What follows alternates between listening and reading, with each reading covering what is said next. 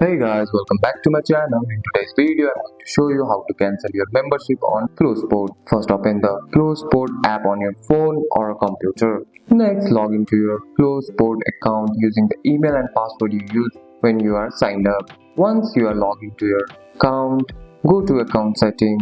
You can find this by tapping on your profile icon or your name at the top of the screen. Now look for billing, subscription or membership setting. Here you will see your current membership plan. Look for an option that says cancel subscription or cancel membership. Tap on that option. FloSports may ask you to confirm your decision. Read the message carefully, then tap confirm cancellation. After cancellation, you should see a confirmation message on the screen and you may also receive a confirmation email. And that's it. That's all for today's video, guys. If you found this video, so drop a like and subscribe for more videos. Thanks for watching. See you in the next one.